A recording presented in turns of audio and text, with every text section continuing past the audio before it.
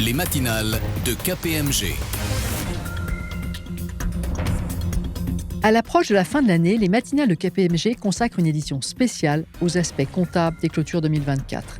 Dans cette perspective, nous avons invité Emmanuel Paré, associé et directeur de la doctrine comptable de KPMG, pour faire le tour des principales questions relatives aux prochains arrêtés de compte, tant en normes IFRS qu'en règles comptables françaises. Bonjour Emmanuel. Bonjour Hélène, bonjour à toutes et à tous. En juin dernier, nous avions fait un point d'étape ensemble en dédiant la matinale aux arrêtés semestriels en présence d'Émilie Blanc, toute nouvelle directrice des affaires comptables de l'AMF. Nous avions alors évoqué le contexte géopolitique tendu pesant sur l'environnement macroéconomique, mais également les premières éclaircies entrevues. Quelques mois après, l'inflation a continué de régresser et semble se stabiliser en France autour de 2%. Les taux d'intérêt ont entamé une baisse, mais restent élevés. Les prix des matières premières, même s'ils se sont stabilisés cette année, sont encore très volatiles avec des niveaux élevés là aussi. Le contexte politique et budgétaire s'est compliqué depuis la dissolution de l'Assemblée nationale au mois de juin, sans parler de la mise sous procédure de déficit excessif de la France fin juillet 2024, avec à la clé de nombreuses incertitudes fiscales pour les entreprises. Enfin, les tensions géopolitiques persistent et s'accentuent même. L'environnement général est donc compliqué en cette fin d'année 2024. La clôture, Emmanuel, pourrait s'avérer délicate pour de nombreuses entreprises.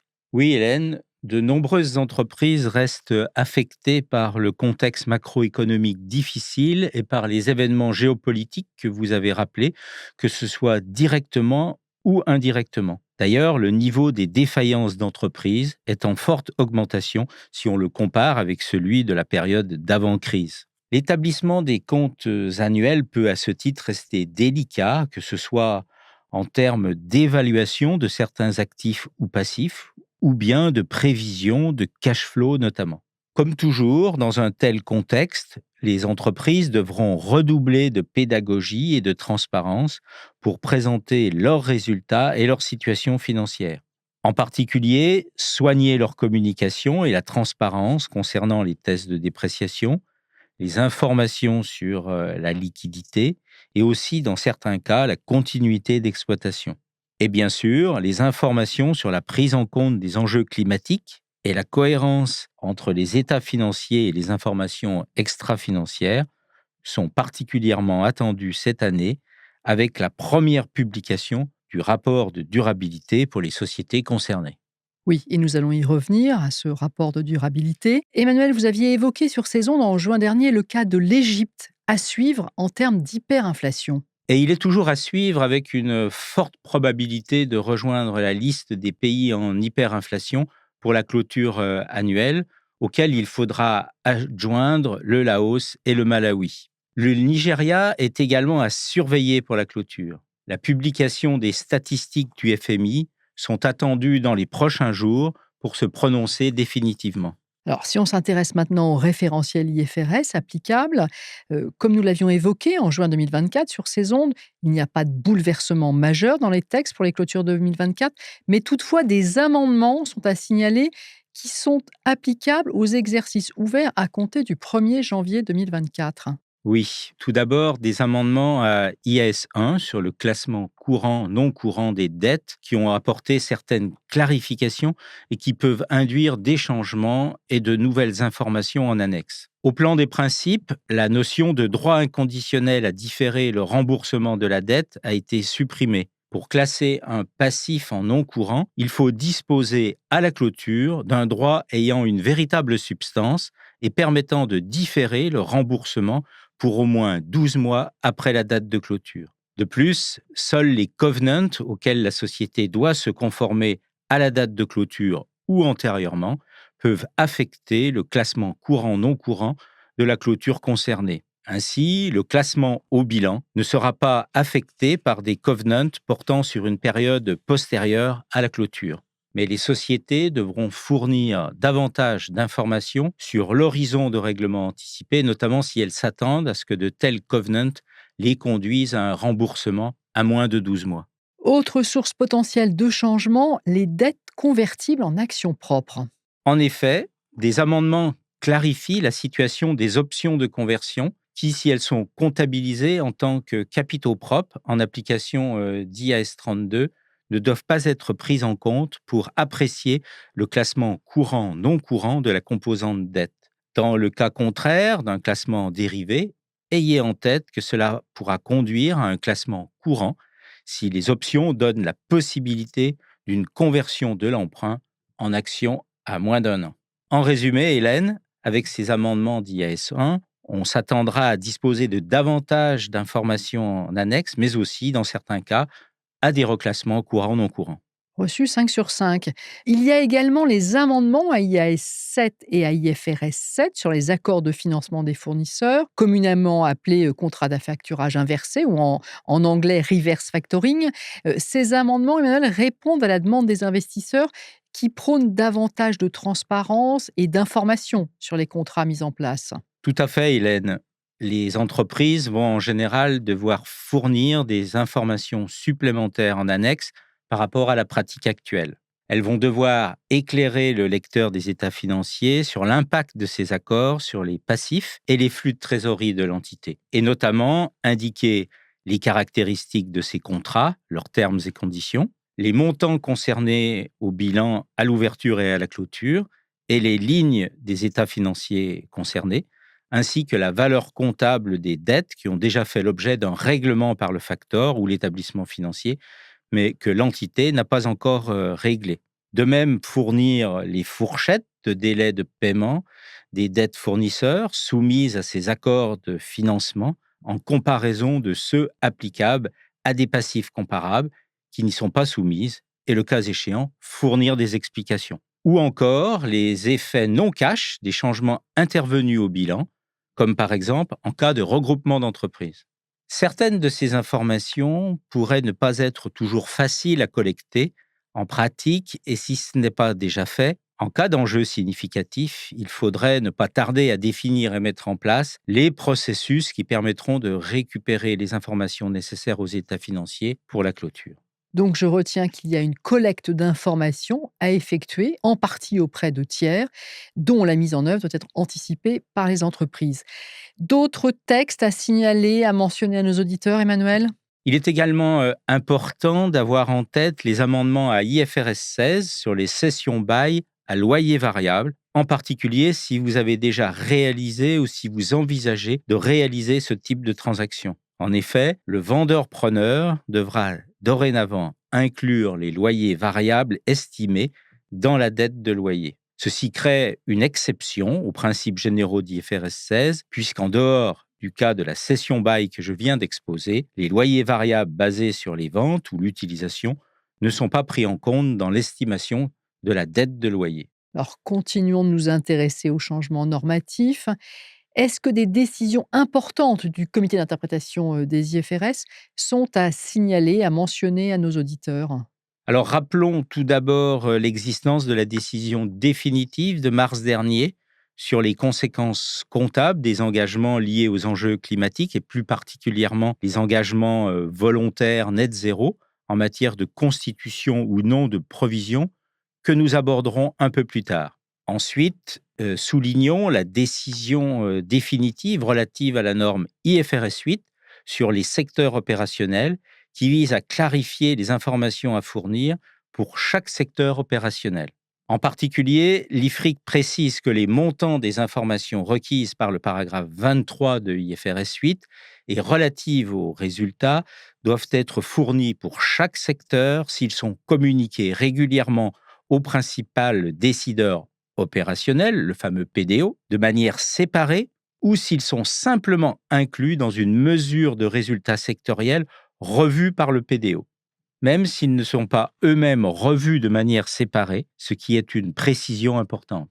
L'IFRIC revient également sur la façon d'apprécier la matérialité de ces informations dans leur contexte. Je pense qu'un exemple est nécessaire pour éclairer la lanterne de nos auditeurs, Emmanuel. Alors, par exemple, si le résultat net sectoriel revu par le PDO inclut des amortissements et dépréciations visés par le paragraphe 23 d'IFRS 8, alors ces derniers devraient être fournis séparément pour chaque secteur, et ce même si le PDO ne reçoit pas spécifiquement l'information par secteur sur ces amortissements et dépréciations.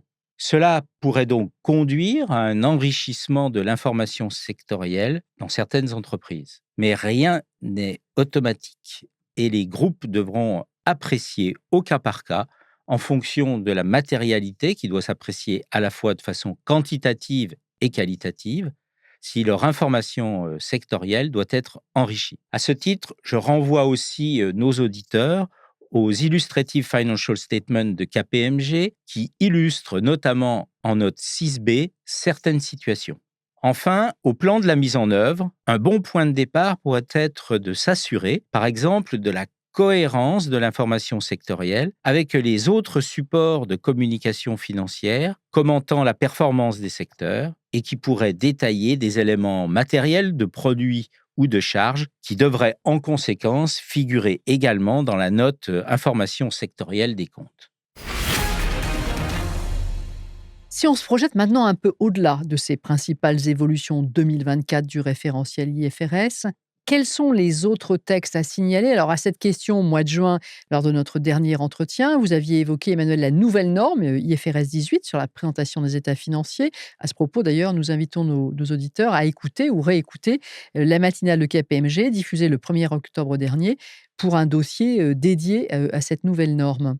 Au-delà de la norme IFRS 18 que vous venez de citer, Hélène, et qui, je le rappelle, devrait s'appliquer aux exercices ouverts à compter du 1er janvier 2027, deux textes publiés mais non encore applicables peuvent être mentionnés à plus brève échéance sous réserve de leur adoption par l'Union européenne. Alors tout d'abord, des amendements à IS 21 pour traiter les situations d'absence de convertibilité de devises que l'on peut rencontrer dans des environnements monétaires très chahutés.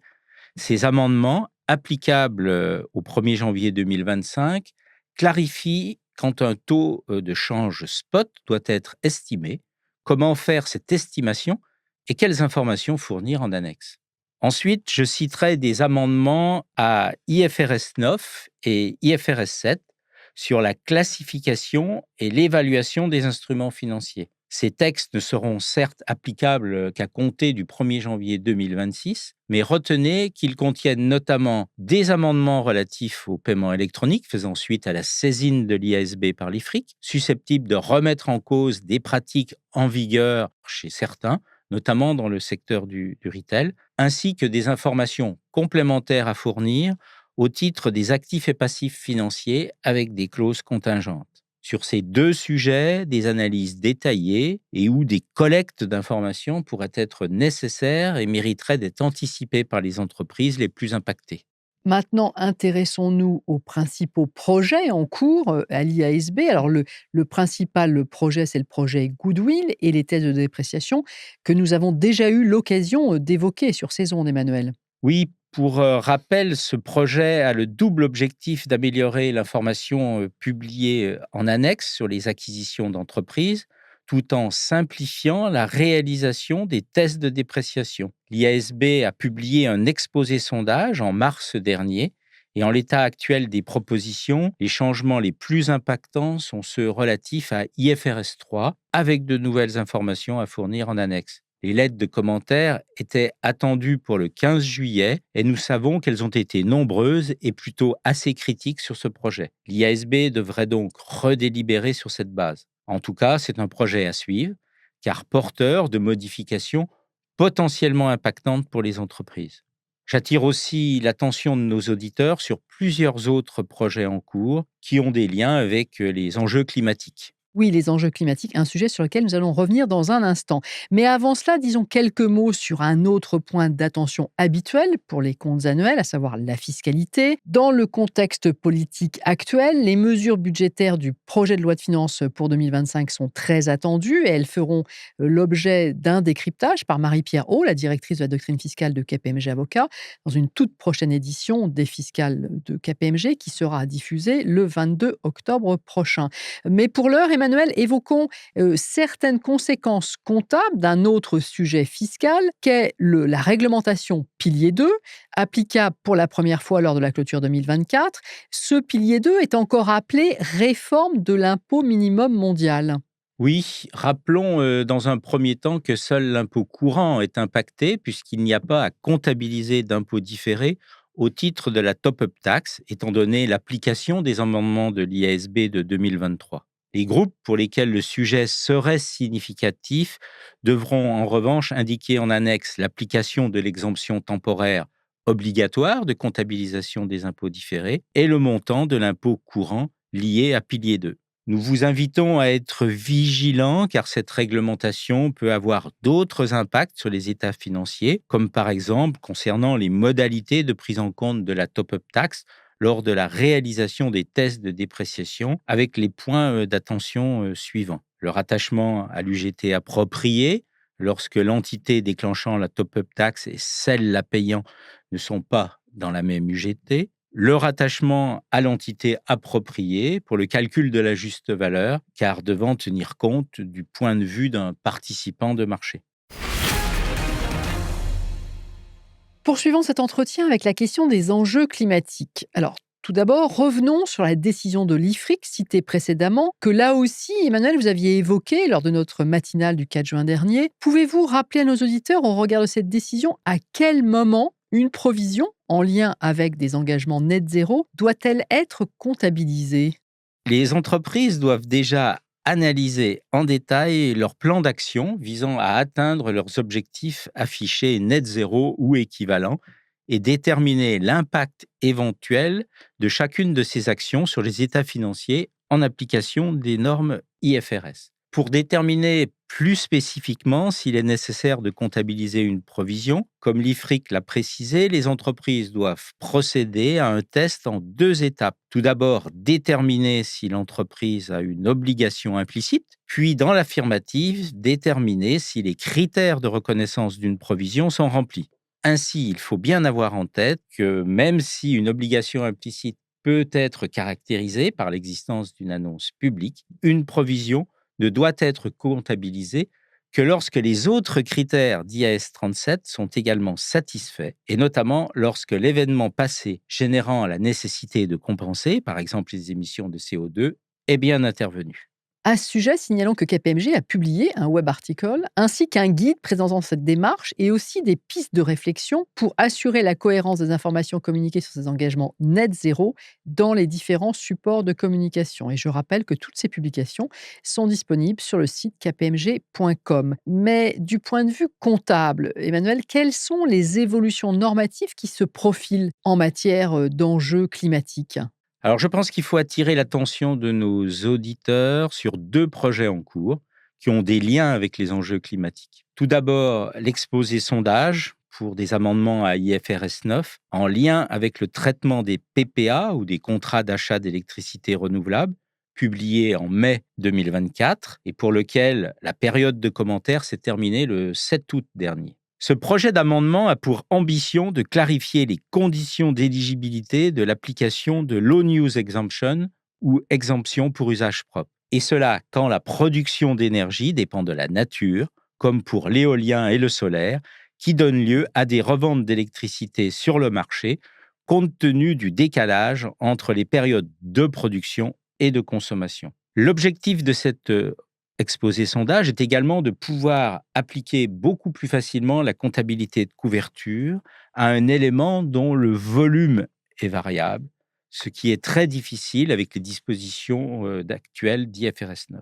Ensuite, il faut aussi signaler l'exposé sondage sur le reflet des incertitudes liées au climat, ainsi que des autres incertitudes dans les comptes, publié en juillet 2024 et dont la période de commentaires se terminera le 28 novembre. Il vise à améliorer la présentation dans les états financiers de l'information sur les incertitudes, notamment liées au climat. À ce propos, il faut savoir que de manière générale, l'IASB souhaite enrichir les normes IFRS existantes avec des exemples d'application. Ce projet de texte peut d'ores et déjà servir de source d'inspiration et de point de référence pour les entreprises. Les lignes devraient donc un peu bouger du côté normatif pour ces enjeux climatiques et bien sûr, les entreprises devront en tenir compte. Cela tombe à point nommé car il existe déjà une demande forte des investisseurs pour mieux comprendre l'impact des enjeux climatiques dans les états financiers. Ce sujet, Emmanuel, est au cœur de l'actualité cette année encore, 2024 étant le premier exercice présenté dans les rapports de durabilité. Oui, et dans ce contexte, il est nécessaire d'assurer une continuité entre ce qui peut être lu ou ce qui pourra être lu dans les différentes communications hors des comptes, ainsi que dans le nouveau rapport de durabilité, et ce qui sera reflété dans les états financiers en termes d'impact potentiel ou bien d'absence d'impact, y compris quand à ce stade, il n'est pas encore possible de le chiffrer. Il est ainsi important de bien identifier tous les risques et les engagements contraignants annoncés par le groupe qui peuvent impacter les actifs, les passifs ou les informations à fournir en annexe. En cette première année de préparation des rapports de durabilité, une attention toute particulière devra être accordée au phasage entre les processus d'établissement des documents financiers et des documents extra-financiers pour éviter toute discordance significative. Ce qui serait très malvenu. Alors, vous les avez déjà évoqués par le passé à notre micro, mais quels sont les points de vigilance que nos auditeurs doivent garder à l'esprit, toujours en matière d'enjeux climatiques, Emmanuel? Alors tout d'abord, l'identification d'indices de perte de valeur liés à des enjeux climatiques et leur prise en compte dans la réalisation des tests de dépréciation, en particulier pour les secteurs les plus exposés. De façon générale, et même au-delà de l'intégration des enjeux climatiques dans ces tests, leur mise en œuvre restera souvent délicate et nécessitera de faire appel au jugement en prenant en compte parfois différents scénarios. L'enjeu principal réside souvent dans le choix des hypothèses, à la fois sur le plan opérationnel et financier qu'il conviendra de détailler, et la prise en compte des incertitudes sur des horizons appropriés via soit des évaluations multiscénarios ou bien, le cas échéant, un ajustement des taux d'actualisation. Les informations en annexe seront également très importantes. Il conviendra d'indiquer quelles sont les hypothèses clés retenues, y compris celles liées au climat, quelles sont les sources utilisées ou encore les modalités de prise en compte dans les analyses de sensibilité qui pourraient d'ailleurs devoir être adaptées en élargissant les fourchettes et le spectre des hypothèses présentées pour mieux coller au contexte actuel et aux enjeux spécifiques de la clôture. Et en pratique, quels sont les impacts comptables auxquels on peut s'attendre? Cela peut se traduire par la dépréciation ou l'amortissement accéléré d'actifs dont l'utilisation n'est plus souhaitée, la revue des durées d'amortissement, de nouveaux passifs ou passifs dont l'horizon de survenance doit être raccourci, liés à de futurs coûts de remise en état ou de dépollution, déménagement ou reconstruction, ou encore de nouveaux passifs éventuels. Alors, restons dans les enjeux climatiques, hein, et leurs éventuelles conséquences comptables pour cette clôture 2024. Y a-t-il d'autres points de vigilance dont vous souhaiteriez parler, Emmanuel, à nos auditeurs? Oui, ils devront également être attentifs au traitement comptable de tous les dispositifs existants ou envisagés visant à réduire les émissions polluantes ou compenser celles qui ne peuvent être réduites. On pense notamment à la mise en place de fonds carbone ou nouvelles générations de crédits carbone, sans oublier la comptabilisation des contrats d'achat d'électricité verte, les PPA, que nous venons de mentionner. À défaut de précision à l'heure actuelle dans les normes, quant au traitement à retenir, il est important d'être transparent sur les analyses et les politiques comptables qui sont suivies. Enfin, les plans de transition peuvent générer des impacts sur la conduite des activités, avec des abandons, mais également des créations. Il faut donc s'interroger sur la pertinence de l'information sectorielle et la nécessité de l'adapter le cas échéant. Donc, beaucoup de sujets, beaucoup de questions à se poser en matière d'enjeux climatiques. Et nous en avons terminé avec le chapitre des IFRS. Tournons-nous maintenant vers les règles comptables françaises. Quoi de neuf de ce côté-là pour cette clôture toujours 2024? En matière de normes comptables françaises, rappelons tout d'abord l'existence du texte sur les solutions informatiques applicables à compter du 1er janvier 2024. Pour mémoire, ce texte comporte des différences significatives avec les IFRS dont il faudra prendre la mesure au cas par cas. Mentionnons également le règlement modernisation des états financiers, d'application obligatoire pour les exercices ouverts à compter du 1er janvier 2025, à l'exception des entités du secteur du logement social pour lequel l'entrée en vigueur vient d'être repoussée d'1 an. Pour rappel, ce texte modifie le plan comptable général et prévoit notamment la suppression des transferts de charges, la mise à jour de la nomenclature des comptes et la modernisation des états financiers ou encore l'introduction d'une nouvelle définition du résultat exceptionnel. Son application approchant à grands pas, nous attirons en particulier l'attention de nos auditeurs sur le temps requis pour la mise en œuvre de ce règlement qui nécessitera des adaptations des logiciels et systèmes d'information comptable, une mise à jour des formats d'état financier ou encore une identification de ce que la nouvelle définition du résultat exceptionnel implique. Des difficultés pratiques donc à ne pas minimiser. Et donc, l'application d'un règlement à anticiper dès que possible si nos auditeurs ne se sont pas encore intéressés à ce sujet. À ce propos, pour les aider, ils peuvent écouter ou réécouter dans l'application Radio KPMG la matinale de KPMG diffusée sur ce sujet en avril 2023 qui expose les principales caractéristiques du texte. Emmanuel, d'autres actualités sur la feuille de route de l'autorité des normes comptables? Alors oui, je souhaite également signaler un nouveau règlement publié le 5 juillet dernier, modifiant le plan comptable général et portant sur le traitement des certificats d'économie d'énergie, les CEE. Ce règlement apporte des précisions, notamment sur le traitement des incitations financières reçues des entités pour réaliser un investissement éligible au dispositif des CEE. Sur ce point, seul l'abus produit de cession, avec une comptabilisation immédiate en résultat, a été retenu, contrairement à la position antérieure de la CNCC, qui avait également considéré que l'incitation pouvait être analysée comme ayant la nature d'une subvention. Et donc, Pour ceux d'entre vous qui auraient retenu la vue subvention en application de la doctrine CNCC, ce règlement va entraîner un changement de méthode comptable. Notez à cette fin que le règlement entrera en application à compter des exercices en cours à sa date de publication au journal officiel et qu'il devrait vraisemblablement être homologué d'ici la fin de l'année 2024. donc potentiellement applicable dès l'exercice 2024. S'agissant des principaux projets en cours à l'ANC, que faut-il avoir présent à l'esprit, Emmanuel? D'ici la fin de l'année, l'ANC projette de publier 2 nouveaux règlements. Le premier vise les restructurations au sein des groupes concernant les regroupements entre entités sous contrôle commun et qui peuvent conduire de façon obligatoire ou sur option selon les cas à une comptabilisation de prise de contrôle à la valeur comptable par dérogation à la méthode générale. Ce règlement traitera également de la présentation des reprises des écarts d'acquisition négatifs au compte de résultat, ainsi que celle des amortissements et dépréciations d'écarts d'acquisition liés à des entités mises en équivalence. Et le deuxième règlement, Emmanuel? Le deuxième règlement concerne la distinction dettes capitaux propres, qui soulève de nombreuses questions, comme par exemple la composition de la rubrique des autres fonds propres, ou encore le sujet de la convergence entre les comptes individuels et les comptes consolidés de dispositions relatives à la composition des capitaux propres. Plus précisément, cela devrait concerner les titres autodétenus. Faut-il ou non les maintenir à l'actif,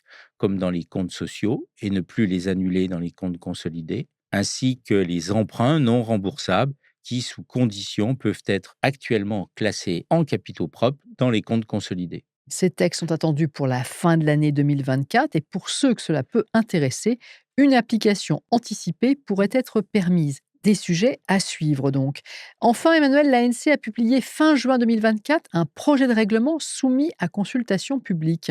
Oui, ce projet de texte est destiné à compléter et à préciser les principes du plan comptable général en matière de comptabilisation des produits, des ventes de biens et de services, résultant des travaux menés sur la comptabilisation du chiffre d'affaires. L'objectif ici serait de préciser la date à laquelle un produit doit être comptabilisé, ainsi que le montant à prendre en compte à ce titre. Si ce futur règlement introduit des notions nouvelles, il reprend également des dispositions réglementaires ou doctrinales existantes. La période de commentaires se termine le 31 octobre 2024. Il ne vous reste donc plus que quelques jours pour formuler vos remarques si vous en avez.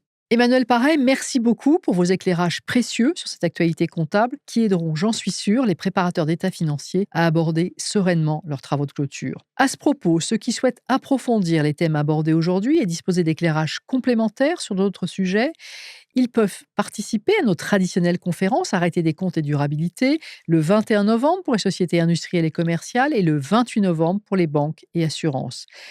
Ce jour-là, ils enrichiront leurs connaissances et pourront échanger avec nos experts dans la magnifique salle Gaveau à Paris. Par ailleurs, ceux d'entre vous qui s'intéressent à l'actualité comptable française, sachez qu'un module 100% digital consacré aux arrêtés en règles comptables françaises sera également disponible début décembre. Vous avez la possibilité de vous inscrire uniquement à ce module. Ne manquez pas cette opportunité, il est entièrement gratuit. Pour vous inscrire, c'est simple, rendez-vous sur notre site internet kpmg.fr ou dans le mail que vous avez reçu et suivez les instructions. Cette édition spéciale des matinales est maintenant terminée. Nous vous retrouverons avec plaisir le 5 novembre prochain. À bientôt sur nos ondes. Les matinales de KPMG.